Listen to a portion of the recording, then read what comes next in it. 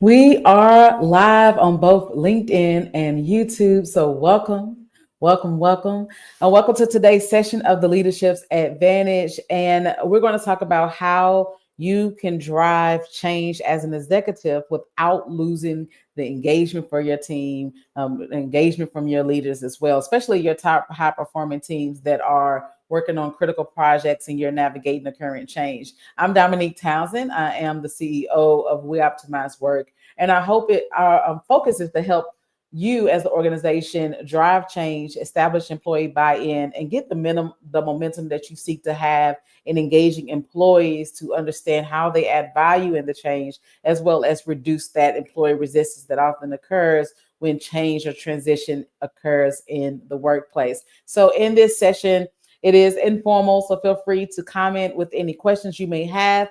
This is a huge opportunity to take advantage of getting insight that I provide with clients that I've worked with across different industries, from Fortune 10 companies all the way to emerging businesses that are responsible for leading their own impact in their organization. So we want to talk about in this session. I want to start with the three biggest mistakes. One of the keys in having the leadership advantage is understanding the way your approach is it founded on assumptions, or is it founded on a clear outcome, a clear deliverable of where you seek to go as a leader? And oftentimes when leaders, or executives rather, are approaching a strategic initiative, they jump into the strategy or jump into the visible communications. These are things such as email communications, town halls, and there also is the urge to get into the strategy, meaning that you're jumping into the strategy, telling people what to do.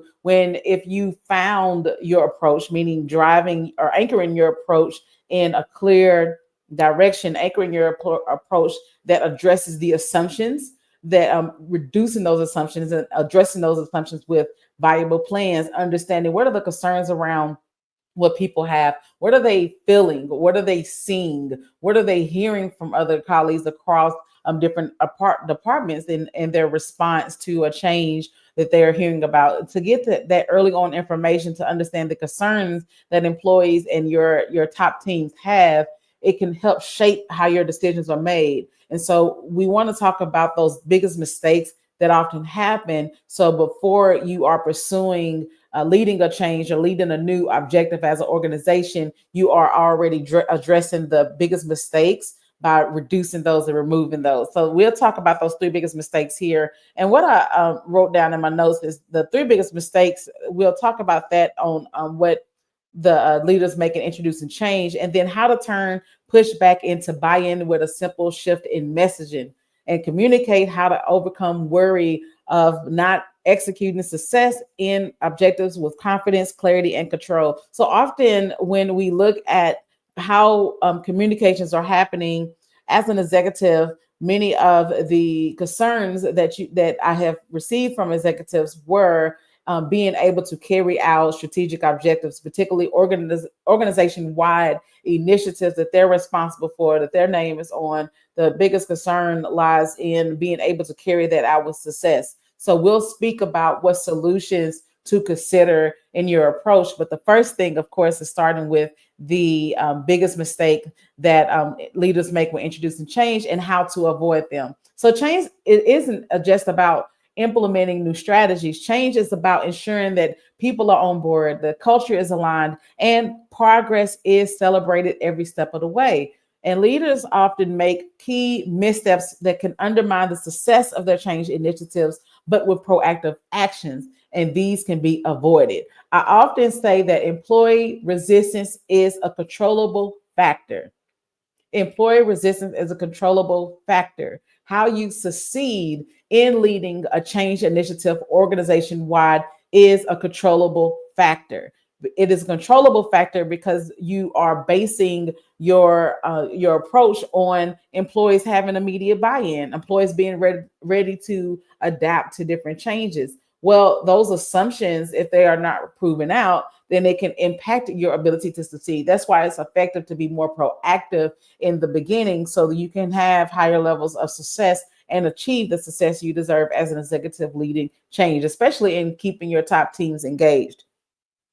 So the top three mistakes that leaders and executives make in driving change is failing to engage employees early in the process. So change initiatives are often looked at as a top-down view, and then when they are initially communicated, the actual strategic approach for a change or for a new initiative is communicated when that strategic approach is in its infancy phase.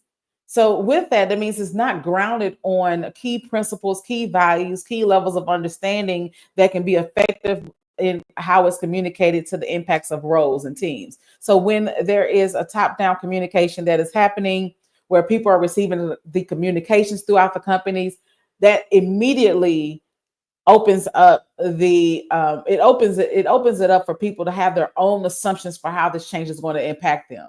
If the communication is not clear in sharing how it speaks to the role, speaking to the languages of the role, especially within departments, how it impacts one department will be variable in how it impacts another. So when you are communicating a new initiative, the biggest mistake is communicating it before engaging employees, before engaging the leaders to understand how the change will impact them, when the change is supposed to occur, how to communicate the messaging to their team. So that is the biggest mistake, failing to engage employees and leaders early in the process before it is communicated.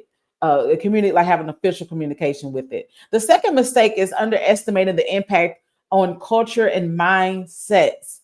The changes, especially with the corporate landscape that is ever evolving and within the corporate landscape, with engagement, inclusion, equitable solutions, all of those things can be assumed by organizations that employees they're good.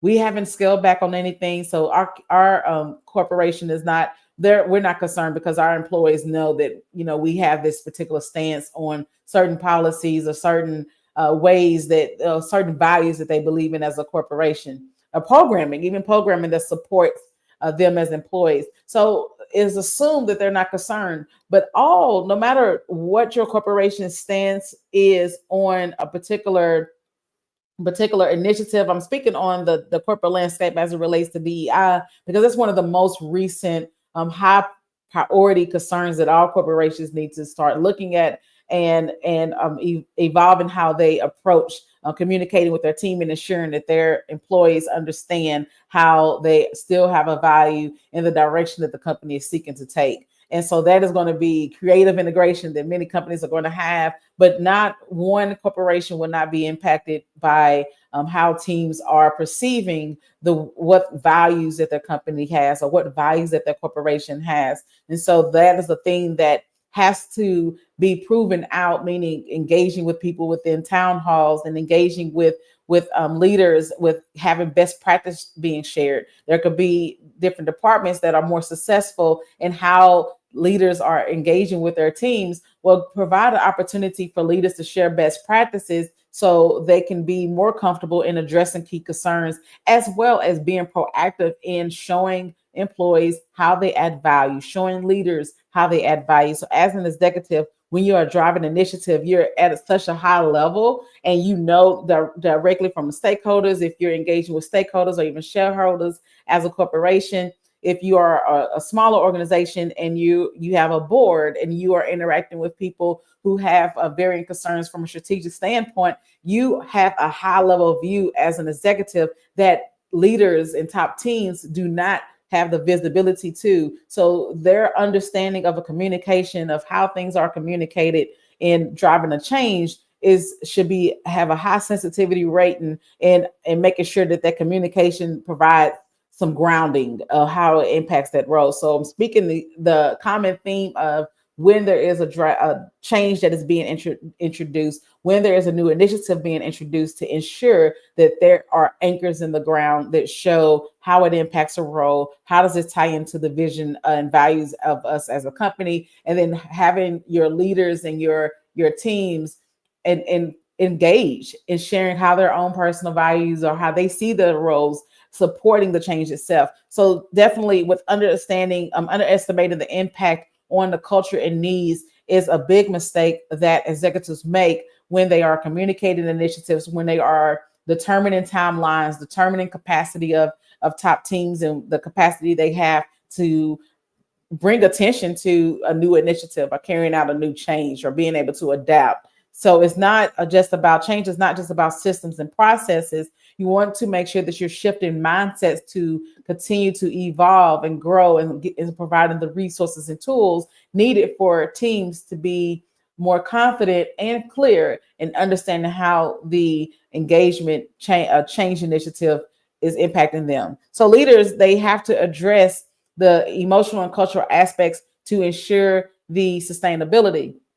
And so the thing that we talked about in previous sessions is empathy mapping, for having your top teams facilitate empathy mapping, and where they can gather the concerns and the what employees are hearing and seeing, and being able to read the body language to understand what are the initial concerns around change before we do an official communication. So you want to grasp that so you can account for what are some tools that we need to put into place to ensure that when we are introducing this change, we're building internal capabilities to where people feel more confident, but they also see that we are investing in how they are able to succeed in reaching this change initiative. So the third mistake that leaders make in driving change and keeping the top teams engaged is neglecting to measure and celebrate small wins. If it's important, it should be measured. That is a common theme. I don't know who's the person that is the original credit for being quoted for that, but what gets measured gets done. But if it is important, it needs to be measured. How are you measuring impact? How are you measuring that top teams are being able to be engaged from success? How are you measuring that the leaders have the skills that they need to support your initiative as an organization? If leaders do not recognize these things, teams may lose confidence in their change effort. So losing the top teams often occur right in these big mistakes in communicating the change without having a clarification in how the top teams are engaged. The second biggest mistake is ensuring that it's underestimating the impact on the culture and the mindsets of your top teams when leading change. And the third one is neglecting to measure and celebrate the small wins. Measure the success. There are organizational level objectives. The goal is to identify what are some supporting objectives that are relative to the division, that are relative to the team that is responsible, or the teams that are responsible for driving out the change, so they can be clear in how they are moving the needle, but it also is relevant to their department or to their team or functionality. So that organizational objective is not substantial enough to help support you and as an executive to drive change effectively while keeping leaders and teams engaged. Keeping your top teams engaged required to have supporting objective measures that support the organization, that is relative to their department, that is relative to what they do as a function, so it is clear how they can add value and apply their skill sets. When an organizational level objective is communicated as is and a change is communicated as is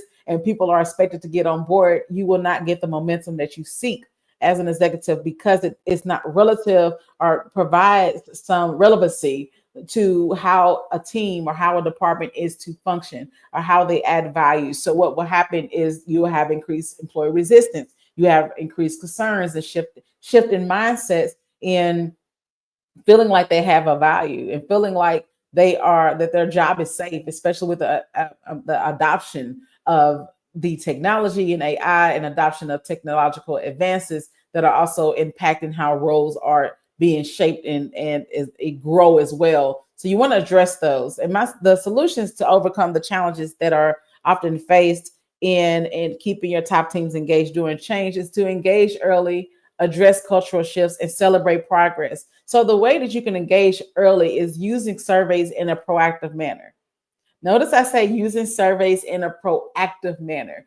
Annual surveys are reactive. It is a reactive tool that can gather how people have been feeling over a course of a period of time. And then you're essentially, by the time that you're evaluating these annual surveys, the gap could essentially be bigger than what it is that you're reading. And with the surveys as well, not being in a proactive manner, meaning more frequent from a pulse check standpoint. Gathering insights with the surveys, we can get quantitative data and understanding where are people at on a scale of 1 to 10 in their level of understanding and their level of concern related to a change. How clear are they in how their role adds value to a particular change initiative, and then getting their insights. And so that data insights can be done in a proactive manner, meaning before you are determining a decision that before you are your shaped decisions need to be based on how the surveys are showing the quantitative data, as well as what are the concerns, which is the qualitative side. How does that incorporate in being shaped for your decisions when you are driving a change initiative as an executive? So focus groups are a great way as well to engage people early. And focus groups can be done with a third party resource where someone is coming in and facilitating a discussion. I do find that teams are more comfortable communicating actual concerns when they are with someone that is not employed by the company. And so they be able to read the body language, they'll get more feedback in their sentences. But also it's a great way for leaders to have your top teams, the leaders of your top teams, to engage in forums or roundtables with their team to share. This is something that we have been communicated about related to this change or this transition that we're focusing on as a corporation. The goal of this session is to understand what are your concerns around it. When you hear this objective, how do you see it impacting your role? What questions do you have around that? So that is the qualitative side that can allow leaders to gather insight, and it provides the opportunity for you as an executive to engage in conversations with your leaders to say, what are you hearing from your team? Executives lose the engagement from their top teams and the momentum in driving change initiatives because they're not having conversations that encourage leaders to engage in sharing direct insight of how their team is navigating a change and addressing direct insight of what concerns are needed and sharing best practices that contribute to their success. So make sure that you're combining surveys in a proactive manner, as well as focus group and regular communication to get employee input early and often. So communicate. When you have a communication plan, you're doing a mass communication plan. Not all corporations, organizations have internal communications teams. So the biggest mistake I do see with corporations or organizations that do not have an internal communications team is communicating one-off communications. That's the communication. There's not a tiered communication plan that speaks to it at a departmental level, employee level, plant level. If you have different locations or corporate locations, like it needs to speak to how it's relevant to them. And that is what disengages top teams as well. And not even necessarily disengage them. It doesn't provide an opportunity for them to engage. So oftentimes people, the executives and top organizations do assume that employees are resistant. And employee resistance, to me, I view employee resistance as the lack of preparedness in how an employee feels to contribute their role, a lack of clarity in how an employee feels to contribute or add their skills to supporting a change, and the lack of understanding that an organization has in how their teams will adapt or where their level of readiness is. So in my book, Inspired to Innovate, I speak on maturity models and how to develop an understanding of your level of readiness. And that can help you determine what are the tools are needed to understand where employees are. And I'll put a link in the comments after this session to where you can purchase the book. And you can also visit weoptimizework.com to learn more about purchase the book and learn more about how to determine your level of readiness as an organization. But definitely engage early and address cultural shifts. Provide training on new behaviors. If you do not have a skills matrix, meaning a capabilities matrix within your organization, I highly recommend that you encourage your top teams to develop their own skills matrix for their team. So that's like a low-hanging fruit. And then eventually you can integrate cross-functionally the skills that each person has in a skills matrix. So the skills matrix and capability matrix is a tool that you can use to help you understand what are the gaps that are occurring? What are the capability gaps within my leadership teams, within our employee base that need to be provided the resources and provided the training to build those capabilities to support the success. So when you're addressing cultural shifts and leading a new change as an organization, you want to identify as an organization, these are the capabilities that we see are successful in helping reach this change. How does our organization measure against those skills and capabilities internally, and how can we prepare and support them? So that engages top teams to know that they're invested in, from not just a tactical standpoint, but they're invested in from a strategic standpoint in supporting them and how they're able to carry out a change initiative. So the other part is to celebrate the progress. Small wins, big wins. Win is a win, and you want to regularly recognize how people are engaging. And there are teams that are likely have a higher level of being adaptable to navigating the change. You, as an executive, can communicate this change. You know exactly which divisions will have a higher momentum, but you want to celebrate that and also acknowledge an opportunity for the higher performing teams to engage with other teams, to share their best practices, to share their wins, and they'll be more incentivized to do that when they know they are celebrated for the good work that they are doing. And so with pushback is a natural thing. It's natural when introducing change. It's not a sign of failure. It's an opportunity to listen, to address key concerns, and to ultimately gain stronger buy-in. So by shifting how you communicate as an executive, you can transform resistance into partnership. And that is the goal of addressing those three biggest mistakes that are often made when a change is being introduced or a transition is being introduced. And I will add a new objective as the corporate landscape is changing. There are new objectives that you are maybe assigned as an executive to carry out, and it's your name as the key responsible stakeholder for ensuring that it is successful. Well, the key is to identify opportunities to understand where your level of readiness is. How do you understand the employees? How do you understand the leaders, and building internal capabilities based on that?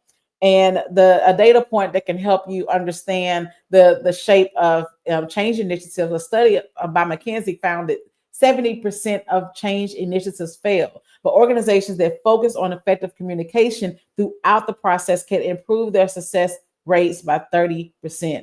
How you approach leading a change or a new directive as an executive is essential in supporting your ability to succeed in the long term. So communicating and the visual communications, the town halls, those are great. Those are great tools. Those have add value, but you want to make sure that they are incorporated in a whole process that incorporates how are we as an organization supporting that from a functional standpoint. How do we make this functional? How do we get from functional to operational? So we have different stages. When you're communicating it builds awareness. Okay, so how do you get it functional to where teams are starting to have some traction? Okay, now that we're having traction, what are some systems that we can build around building the infrastructure to make this operational? So it's very key in how you drive change, how you stick your anchors in the ground or put your ankles in the ground based on these are the foundational pillars that allow us to be successful. This is how we can support our teams to stay engaged, and this is how we can incentivize teams to engage cross-functionally to support your ability to drive that success is very key in your success rate long term. And so the second part I wanted to speak on in the leadership advantage and how top executives drive change without losing their top teams is how to turn pushback into buy-in with a simple shift in messaging and communication. So the three points that I want to make on this is to understand the root of the pushback. Pushback often arises from fear, misunderstanding, or perceived threat. So address these emotions directly and clarify the why behind the change. Leaders who clearly articulate the why and the benefits of how it impacts different departments find themselves to be turning the resistance into acceptance. And the third part is involve people in the process. We spoke about this in one of the biggest mistakes that executives make in keeping their top teams engaged is not engaging them earlier, not engaging them sooner. The strategic objectives, and I'll say this: strategic objectives is not a strategy. Is strategic is planning that's happening at an executive level is not a strategy sufficient enough to support teams at a team level, to support departments at a departmental level. Those have to have separate approaches and separate benefits. So that needs to be very clear. And when you are investing in developing an executive strategic plan, it is not sufficient enough for you to be successful in keeping top teams engaged. They have to be given the tools, resources, even with companies that I partner with. We develop strategies at the department level. We develop strategies at a leadership level, and employees are able to contribute to the leadership and team level because they are identifying what they own from their skills and how they're going to contribute to that overall strategy. And those strategies hit milestones that contribute to your executive directives, what you're responsible for carrying out as an executive. Do you see where I'm getting there? Everything needs to tie in and have clear alignment from the beginning, from the top all the way to the entry level, to the front line. And the solutions to overcome is to continue to be transparent. As changes occur, you are, as an executive, typically roles like yours are heavily engaged and have a high demand. You're managing a lot. So when you hear a change, you're immediately thinking of what is an approach that I can apply? When do I need to communicate? But it could be 2 months down the road before it's actually communicated to leaders. Well, the gap that happens with leaders and top teams is that by the time they hear an official communication from you, an executive, they already have their own assumptions of what it would do, because by cross departments, they will hear about the change. They will hear about an update that has occurred, and without even having the official communication. So as soon as you hear it, know that this is about a week or two before leaders start to hear about it, and then employees hear about it and have their own assumptions in it because they don't have clarity. Provide the clarity for them to understand, as well as the transparency. Now I know that all the communications do not need to have exactly the granular impact of what's happening on a regular basis, but they do need to understand on a regular basis is the direction. We're on track. We are, and that's an opportunity to acknowledge the impact that is being made with different teams towards the change, as well as say we are on track to hit A, B, and C. Here are some changes to expect.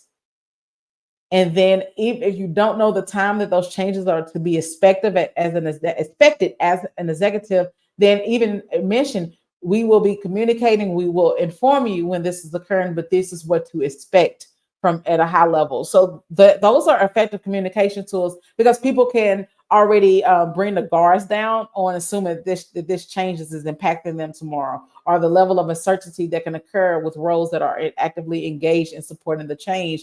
And there's a shift that is happening, but they don't understand what's happening. So that's why it's very clear to provide that milestone, to provide those regular updates and give it at a level that allows them to have clarity without having to give any granular updates on the updates related to change.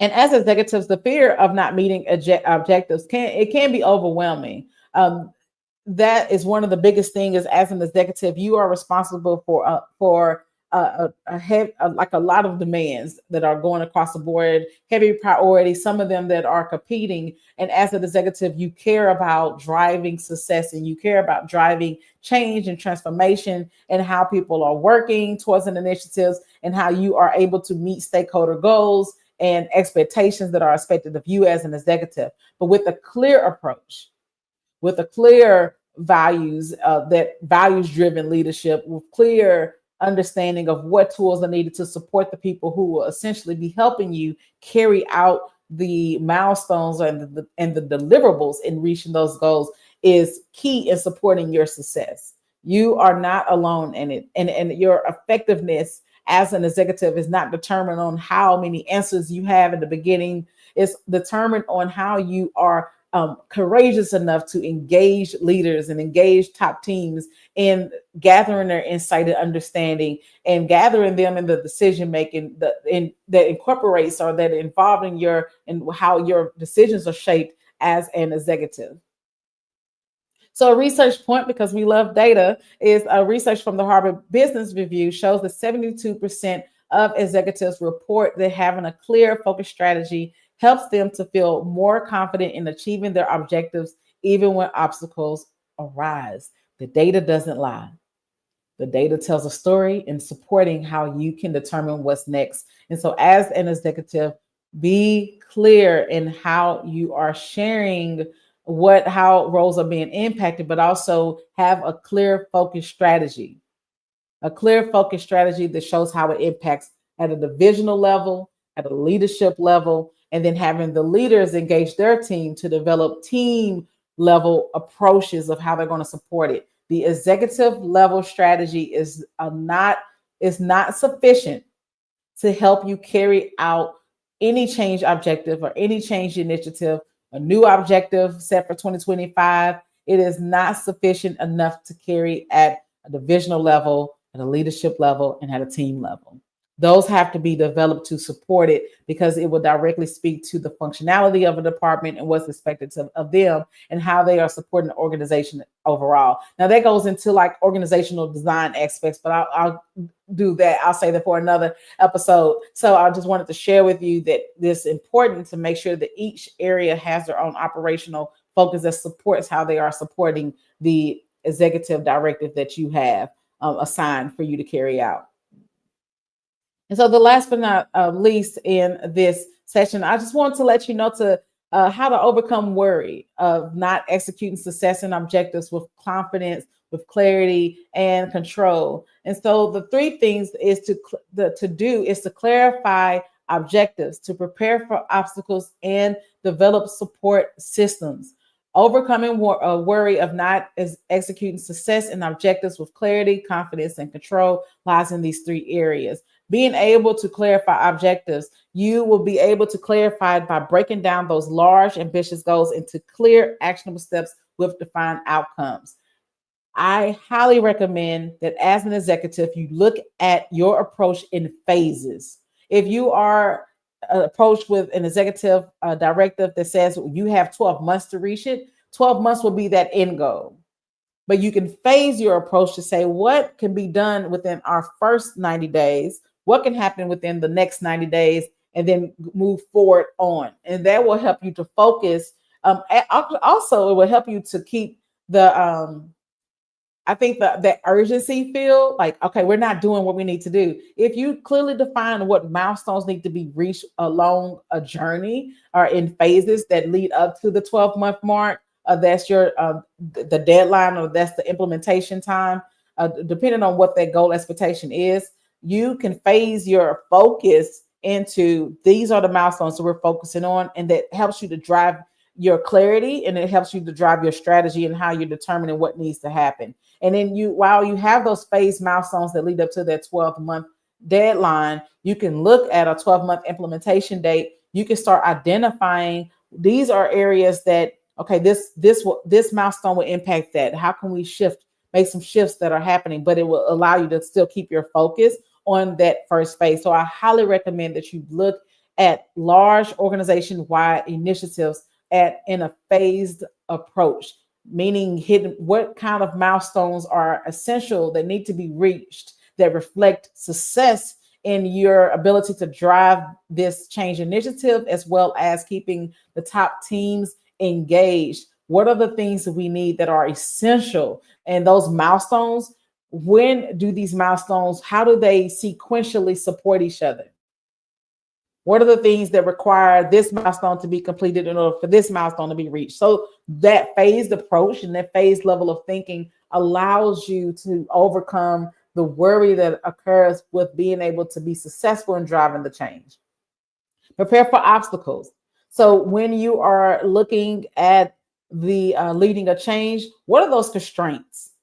What are those challenges that you know may arise? What are some case scenarios? And develop a case scenario playbook. So when I worked in corporate America, I would create these playbooks that will help me navigate challenges that would arise, often daily challenges that would arise. And these playbooks allowed me to walk through my own workflow of showing these are the outcomes for that. This is what happens. And then when another challenge will occur, showing the game plan to help overcome that challenge, like developing these playbooks that allowed that. And that way, that supported my ability to be successful in driving change and within the organization, because I had case scenario plans, a case scenario. But what are the worst things that can happen? Who are the stakeholders that I can engage with as sponsors or champions? Who are the people that I can engage with across functions that allow me to support how I'm driving a key initiative? And then you can also see opportunity areas where you're looking at, as an executive, we can see opportunities within this challenge that is happening. Oh, I remember having a conversation with someone, and they spoke of them having to lead a challenge as well, and they faced this is what they did to overcome it. The best practice sharing. So this is where it's very key. That goes right into preparing for obstacles. Is creating a case scenario book. A case scenario. It can be a sheet of paper and just a case scenario that says these are the things that can happen. What are possible challenges? Not having enough time, not having the people engaged. What are the plans in place? What are the engagement plans that you will have when you start seeing the engagement go down? And then what are your engagement plans to help be proactive? So the case scenario plan, or when I was speaking about the case scenario workbook, a playbook, is not to be reactive in it. It actually is allowing you to be proactive. What are the tools that are needed that we can implement now to reduce the chances of this case scenario occurring? But when those challenges do occur, you do have a game plan that can allow you to be successful in navigating that change. So that is another technique to help you overcome worry and not executing on a directive that you are assigned as an executive, and as well as overcome challenges or worry that relate to keeping your top teams engaged.